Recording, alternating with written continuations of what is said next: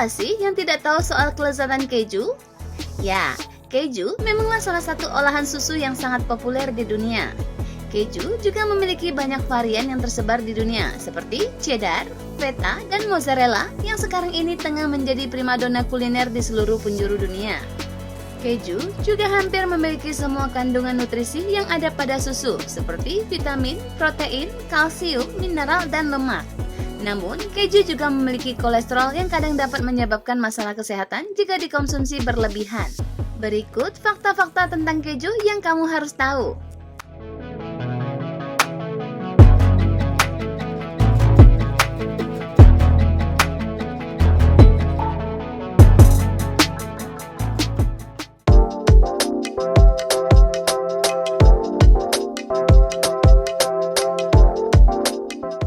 Meski populer, tapi siapa sangka jika tak ada satu orang pun yang tahu siapa yang menemukan keju.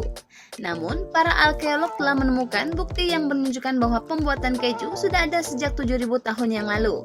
Saringan keju kuno ditemukan di Polandia. Para arkeolog menduga umur saringan tersebut sudah ada sejak 7.500 tahun lalu, yang menandakan umur dari keberadaan keju di dunia. Butuh setidaknya 4.500 gram susu untuk membuat 500 gram keju.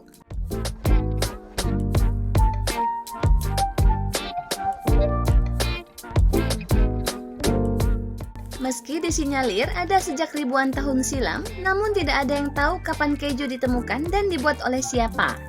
Akan tetapi, menurut cerita, keju ditemukan secara tak sengaja oleh orang Arab. Orang Arab tersebut menyimpan susu sebagai cadangan makanan ketika melintasi gurun pasir. Susu tersebut disimpan di dalam kantung yang terbuat dari perut domba. Enzim yang terdapat pada perut domba mengubah susu menjadi whey dan dadi. Ketika dicoba, whey ternyata mampu menghilangkan rasa haus dan dadi membuat perut kenyang. Inilah yang menjadi cikal bakal ditemukannya keju.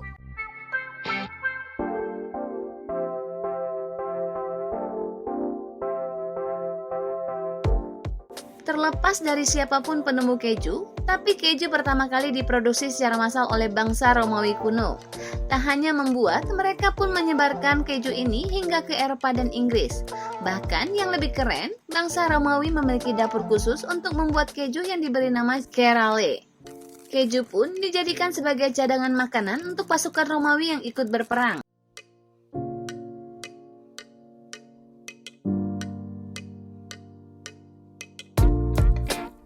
Tahukah kamu, ternyata pabrik keju pertama beroperasi di negara Swiss. Pabrik ini dulunya didirikan pada tahun 1815 silam. Akan tetapi, sayangnya produksi keju yang dibuat ternyata kurang berhasil. Dan barulah kemudian kesuksesan keju dimulai ketika dipasarkan di negara Amerika Serikat pada tahun 1851.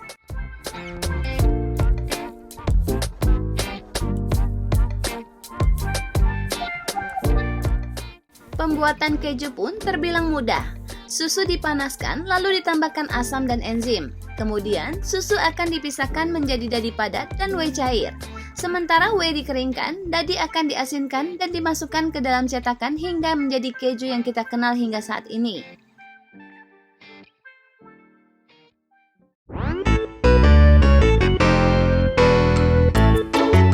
Para peneliti percaya jika mengkonsumsi keju Roquefort Blue Cheese akan membantu seseorang hidup lebih lama. Mengandung kalsium yang tinggi, keju baik untuk kesehatan tulang dan gigi. Keju juga bisa mencegah kerusakan gigi karena beberapa jenis keju mampu merangsang produksi air liur yang dapat menghilangkan gula dan asam di mulut.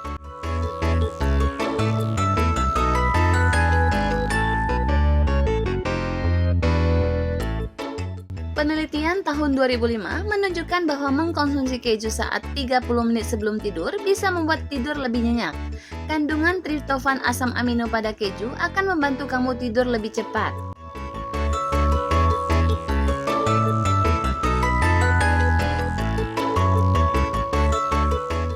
Laktosa biasanya banyak ditemukan dalam gula. Keju yang mengandung sedikit gula berarti rendah pula kadar laktosanya. Keju yang berusia lebih tua semakin sedikit mengandung gula. Jenis keju seperti Parmigiano Reggiano disebut-sebut dapat dikonsumsi oleh orang dengan intoleransi laktosa.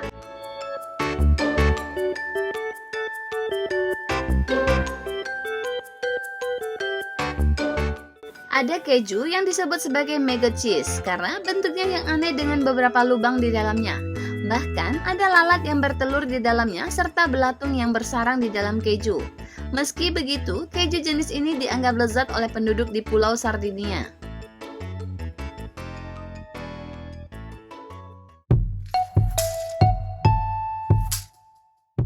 Selain keju kambing, juga ada keju rusa yang diproduksi secara terbatas dengan harga $450 per 500 gram atau setara 6 jutaan. Namun, hanya ada 3 rusa saja di dunia yang terbiasa memproduksi keju, dan ketiganya hidup di kawasan Djursholm, Swedia.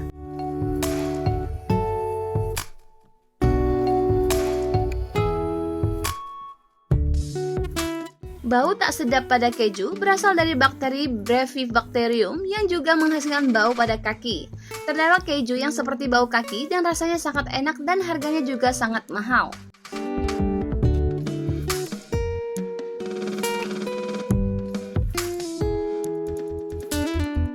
Tahun 1935, terdapat sebuah undang-undang yang mengatakan untuk setiap restoran di Wisconsin harus menyajikan keju untuk semua menunya. Hal ini dikarenakan kecintaan pemerintahnya yang sangat mencintai olahan dari keju. Kebijakan ini berlaku mulai Juni 1935 hingga Maret 1937.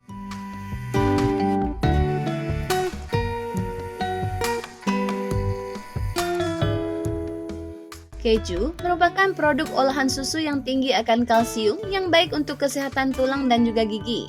Beberapa varietas keju juga merangsang produksi air liur yang menghilangkan gula dan asam dari mulut sehingga membantu mencegah kerusakan gigi.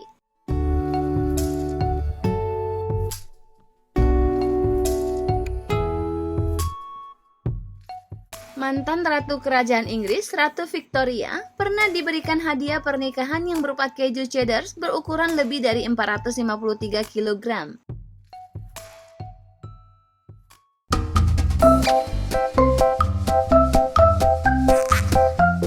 Pembuat keju asal Kanada pernah membuat keju cheddar terbesar di dunia dengan berat berukuran 26.089 kg dan panjangnya mencapai 9 meter.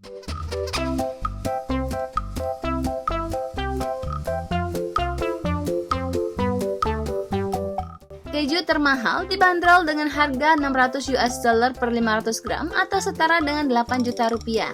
Dibuat dari keledai asal Serbia, keju ini mengalami pengasapan terlebih dahulu sebelum akhirnya dipasarkan.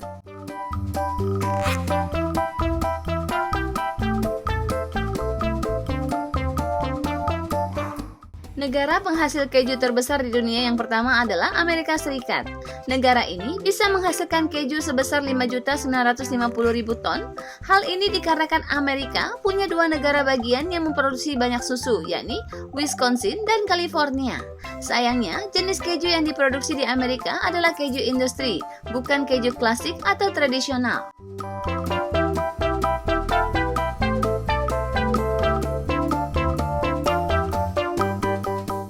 Pernah kepikiran nggak kenapa namanya mozzarella?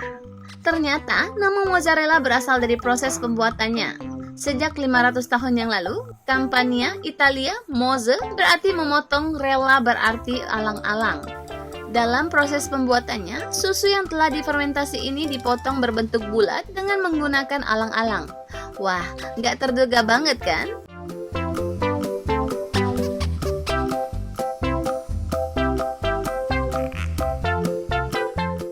Terbuat dari susu, pastinya kandungan kalsium dalam mozzarella sangat melimpah. Baik pula untuk proses pertumbuhan, 1 on mozzarella ternyata mengandung 183 mg kalsium loh. Kebayangkan jika tubuhmu rutin mendapat asupan kalsium.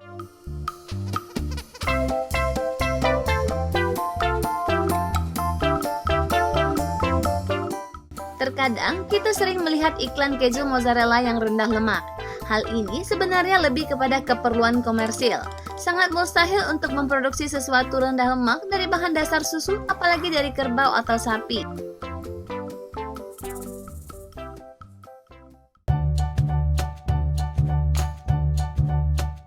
Hayo ngaku, kamu salah satu orang yang berpikiran makanan akan selalu aman ketika disimpan di dalam kulkas nggak? Mulai sekarang, keju mozzarella jadi pengecualian ya. Mozzarella sebaiknya tetap berada di suhu ruang berkisar 18 derajat Celcius. sebab penurunan suhu drastis justru dapat merusak tekstur keju.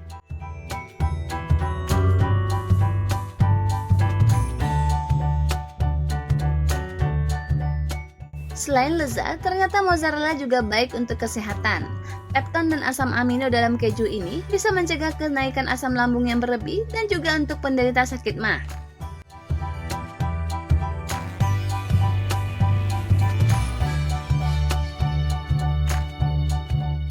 Keju Emmental atau yang lebih dikenal dengan sebutan keju Swiss adalah keju jenis keras yang terbuat dari susu mentah yang tidak melalui proses pasteurisasi. Keju Emmental memiliki ciri-ciri khusus yang tidak ada pada keju lainnya, yaitu adanya lubang atau rongga pada bagian dalam daging kejunya.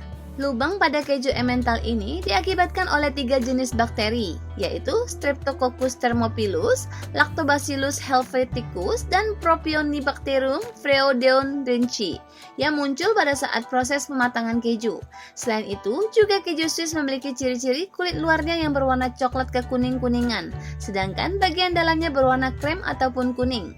Nah, jika kamu sering melihat serial kartun Tom and Jerry, maka kamu akan sering melihat keju jenis ini, karena keju ini merupakan makanan favorit si tikus Jerry.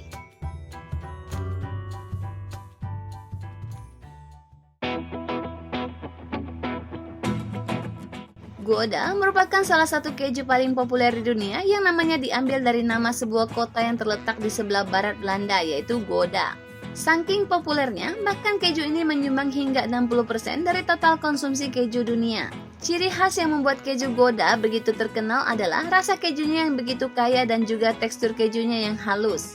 Bahan pembuatan keju Gouda ini berasal dari susu sapi yang telah melalui proses pasteurisasi yang kemudian disimpan dalam waktu yang lama sebelum digunakan.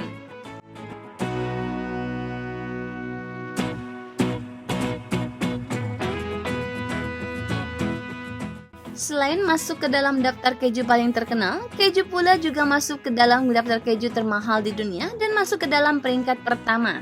Secara tradisional, keju Pula dibuat menggunakan bahan baku susu keledai Balkan yang digembalakan di wilayah Serbia. Proses pembuatan keju Pula tergolong susah, karena untuk menghasilkan 1 kg keju ini diperlukan 25 liter susu keledai Balkan. Keju Pula memiliki ciri khas berupa warnanya yang putih serta teksturnya yang rapuh. Saat ini, keju Pula hanya diproduksi oleh satu produsen keju yang bernama Simic Farm.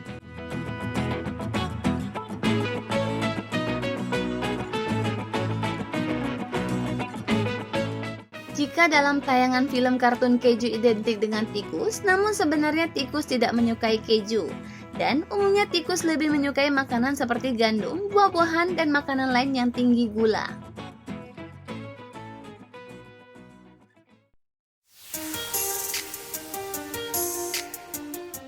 Keju Comté sangat populer di Prancis. Pertama kali, keju ini diproduksi AOC di Prancis pada 1985. Karena kepopulerannya, setiap tahunnya pabrik keju AOC harus memproduksi lebih dari 40.000 ton.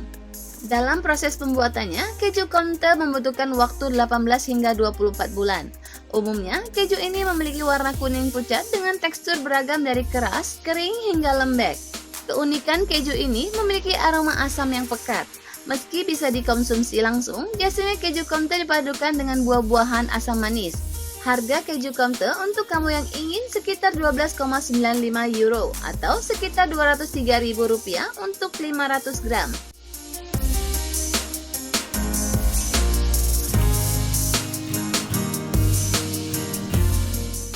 Tahukah kamu, kalau di tempat penghasil utamanya, mozzarella dibuat dari susu kerbau dan bukan susu sapi?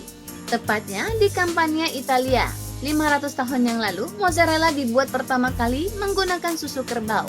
Penggunaan susu kerbau dinilai lebih baik daripada susu sapi. Ini terjadi karena kandungan proteinnya 10 hingga 11% lebih banyak daripada susu sapi. Penggunaan susu kerbau juga akan membuat keju lebih halus dan memiliki konsistensi yang lebih tebal. Ini memudahkan proses pengolahan keju mozzarella. Beberapa wilayah Italia seperti Lazio, Sardinia, dan Abruzzo membuat keju mozzarella ini dari susu domba loh. Keju mozzarella ini dinamakan mozzarella pecorella.